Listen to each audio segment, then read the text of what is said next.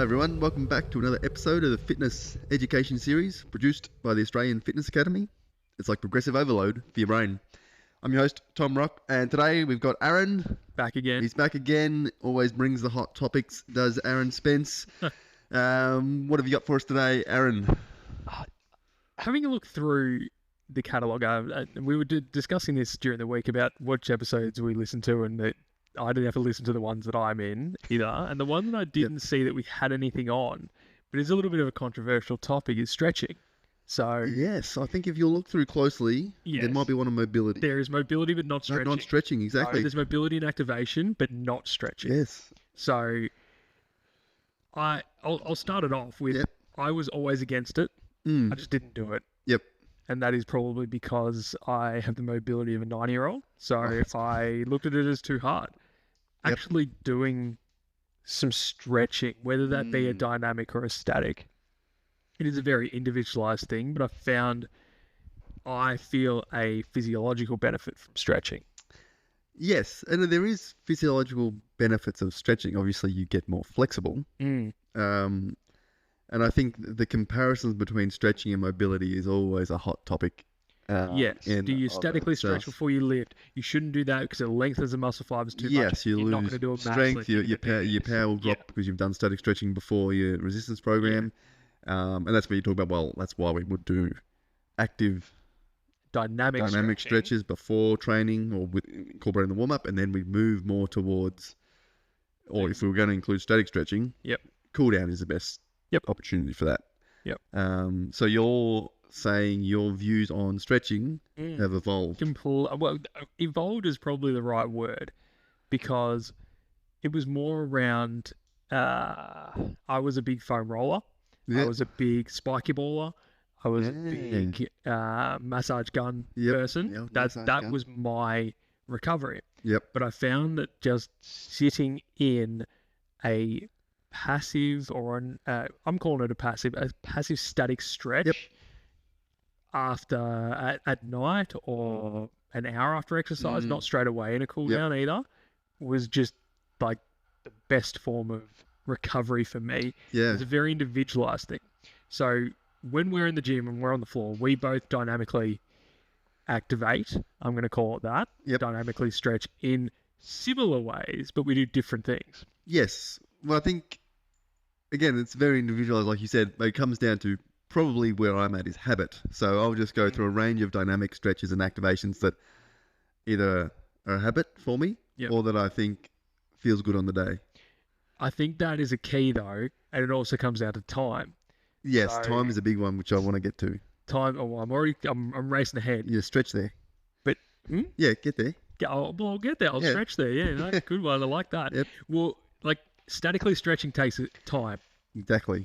And that time is not of people's on the forefront of their mind. I've got the time I want to stretch. So if we've got, say, we're going to squeeze in a quick workout before we go into a meeting. All right, my dynamic and your dynamic warm-up is going to be real quick.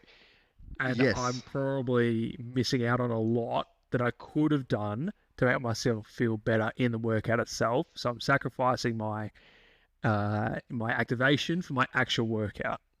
So in the flip side of that, I'm creating time now. This is where my thought has evolved. I'm creating time at night to actually just sit and stretch.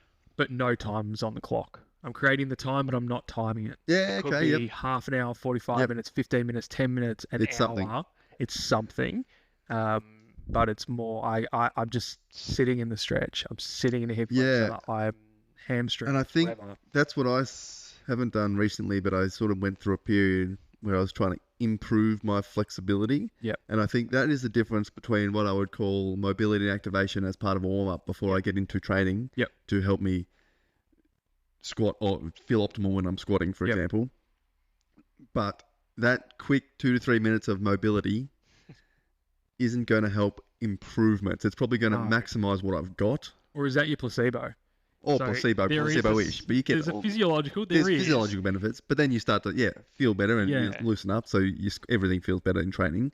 Correct. But if I wanted to see actual improvements in my hip mobility or hip flexibility or hamstring flexibility, you do, like you said, need to put more time into it than just a quick mobility to move the joints. I need to sit, I think, and that's where I think I've sort of not necessarily changed my view, but starting to see a lot more benefit for individual clients, certain clients, and myself, is if I want to see an improvement in my flexibility, I'm going to actually have to sit in an active stretch, whether it's a hip flexor stretch or sit there for a period of time and put time into it rather than just going, I stretch for 10 seconds this side, 10 seconds that side, I'm ready to go. You have to do it consistently, sort of like any sort of hypertrophy training you're doing. If I don't do it consistently over a period of time, I'm not going to see any changes. So I have to sit there and almost have a stretching program where I'm going to go do these stretches. Like you said, you might not need time, but if it's a client, you probably want to program time. Yes. So at least 2 to 3 times a week, they're doing their static stretching sessions. If their goal is to improve flexibility, or as part of their individualized program, you've seen that as a part that if they want to improve their squat or their mobility or their daily living experience, mobility is going to be important, or improve posture or reduce lower back pain. They're going to have to put time into actually passively stretching. And that might be something that you want to do outside of the session because you want to maximize what they get results. But if you're sitting there at the end of the session for 10 to 15 minutes stretching, they're paying a lot of money to stretch. It's not time well spent for them. They don't see it as that. They're not going to see the benefit of it then. So. But I think also sometimes, there's just a thought I just had, for beginners, you may need to do that to teach them how to stretch. Yeah. And educate them on what stretches to do and how do I do it and what does it look like. Well, it's funny you say that because that bleeds into the reason why I keep doing it. My nearly 5-year-old does it with me. He wants to stretch and he thinks it's funny. Like that's his time. So rather than him beating up on me, we're doing hamstring stretches. We're doing hip flexor stretches. He's, of course, the mobility of a kid at that age. But it's really cool to see that he's thinking about that. And so I'm nearly teaching him what, not the muscle names, but the groups of these are. And then he wants to do jumps after this. And like it's a cool thing to think that I'm using my time wisely now to stretch. Is that going to help me in the long run? Probably when it comes to mobility. But the last point I'll make is I'm putting a measurable on it. I'm taking photos of my hamstring flexibility. Like a sit and reach sort of thing. Each session. No, it's standing. So standing, straight-legged, touch-toe. Touch-toes, I've never really been able to do that. So not since I was nearly his age. So having a measurable towards that for me has actually been a cool thing to track.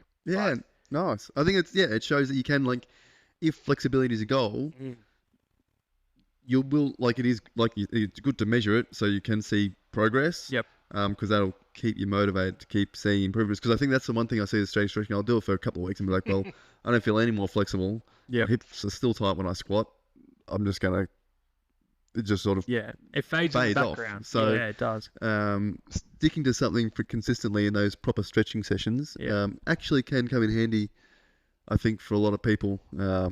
Once you've got that flexibility, as long as I feel like it's easier to keep, as long as you're sort of doing activations and mobility around that, to move your joints through that range of motion, but to work to improving it and increasing muscle length will take time and adaptation, which needs to be worked at. Which agreed. Static stretching can definitely help with. It's also possibly an age thing. We're very similar in age, you and I. We are. We've both got kids. We both sit on the floor a lot probably now as well. And getting up from the floor post 33 is starting to creep a bit. I see it in athletes as well, where they're obviously great at their sport, but they don't inherently move well in the gym necessarily. So improving flexibility through static stretching can definitely be an avenue to helping them move better, reduce risk of injuries and all sorts of stuff. So I definitely think there can definitely be a place for static stretching in a program. I think where I sort of fall down on it is putting 15 minutes of static. It takes time, and you sort of have to sit there and go, well, I'm going to hold this stretch for 30 seconds to a minute. And sometimes on one leg and then the other.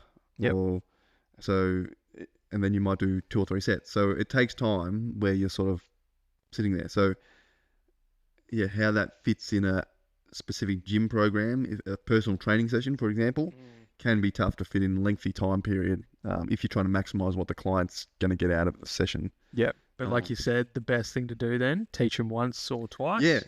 Put it like, and again, that's why we potentially, I've talked about training blocks before. And we, like if someone's a beginner, their program, let's say we've got a 45-minute session, there might be a 10-minute warm up and then 30-minute or 20 minutes, 20-minute workout period. And then you leave plenty of time at the end to start the stretching. And then after the first 4 to 6 weeks, you change their program and they end up doing more workout because they built work capacity, so their workout period can be longer. And you might shave some time off the stretching and be like, don't let this fall away. This is stuff you can do at home. Mm-hmm. You've got the skills now. So I think lots of different options for different people, but it can be an important thing to help people see improvements in their flexibility, the old static stretching. Very good. Excellent. Well, thank you, Aaron, for jumping on. If anyone else has got some thoughts on stretching, fitting into a program, how often do you stretch or get it in, send an email to tom@afa.com.au. If you've got any other topics you'd like me to discuss or cover or questions, email me as well. But other than that, guys, have a great weekend and we'll talk to you all soon. See ya. Bye.